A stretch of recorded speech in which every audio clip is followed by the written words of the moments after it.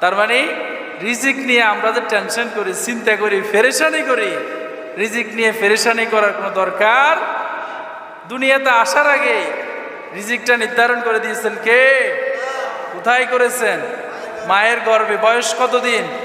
120 দিন 4 মাস।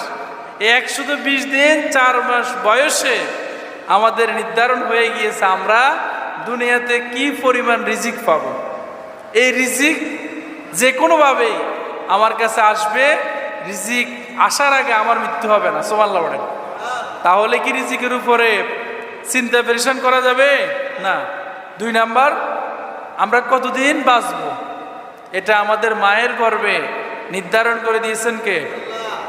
আমি কি সৌভাগ্যবান নাকি দুর্ভাগ্যবান সেটাও নির্ধারণ করে দিয়েছেন কে? অন্য হাদিস থেকে জানা যায় আরো কয়েকটা জিনিস এই সময় আল্লাহ তাআলা নির্ধারণ করে। যেমন ফেরেশতা সেখানে অবস্থান করে আল্লাহ তাআলাকে জিজ্ঞেস করতে থাকে, আল্লাহ এটা তো এখন বীর্য আকারে আছে, এটাকে কি করব? আল্লাহর আদেশ পেলে সেটা রক্ত হয়। আবার 40 দিন পরে আল্লাহকে জিজ্ঞেস করে এটা কি করব?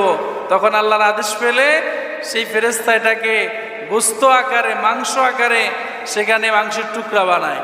এরপর যখন 120 দিন চলে যায় তখন এই ফেরেশতা আল্লাহকে প্রশ্ন করে, আল্লাহ এটা কি ছেলে হবে নাকি মেয়ে হবে? যদি আল্লাহ বলে ছেলে তখন সেটা কি হয়, আর যখন আল্লাহ বলে এটা মেয়ে তখন সেটা কে হয়? মেয়ে হয়। তাহলে এই যে বারবার মেয়ে হয়, এটার জন্য কি মায়ের কোনো অপরাধ আছে? মায়ের কোনো দোষ আছে? অনেক ডাকাত, কপাল পোড়া আছে, বারবার কন্যা সন্তান হয়, এজন্য স্ত্রীকে তালাক দিয়ে দেয়, আছে না নাই? অথচ হাদিস থেকে, কোরআন থেকে জানা যায় বাচ্চার বয়স যখন 4 মাস হয় তখন মায়ের রেহেমের মধ্যে আল্লাহ তাআলা নির্ধারণ করে দেয় এটা কি ছেলে হবে নাকি মেয়ে হবে। তখন সে এই কয়েকটা জিনিস যখন নির্ধারিত হয়ে যায় আল্লাহ তাআলা মায়ের মাসিককে বন্ধ করে দেয়। সুবহানাল্লাহ বলবেন না?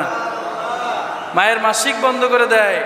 এখন সে বাচ্চার আকৃতি আস্তে আস্তে সে বড় হচ্ছে, আস্তে আস্তে তার হাত হচ্ছে, পা হচ্ছে, নাক হচ্ছে, চোখ হচ্ছে, তার পেট হচ্ছে, নখ হবে, তারপরে তার দেহে অঙ্গ প্রত্যঙ্গগুলো যখন আস্তে আস্তে বড় হওয়া শুরু করবে মায়ের পেটের মধ্যে, তখন আল্লাহ তাআলা মায়ের যেই হায়েজ হয়, নেমস হয়, মাসিক হয়, এটাকে আল্লাহ তাআলা বন্ধ করে দেন। বন্ধ করে বাচ্চার নাভির সাথে সেই মায়ের মাসিকের রক্তগুলো বাচ্চা সেখানে খায়,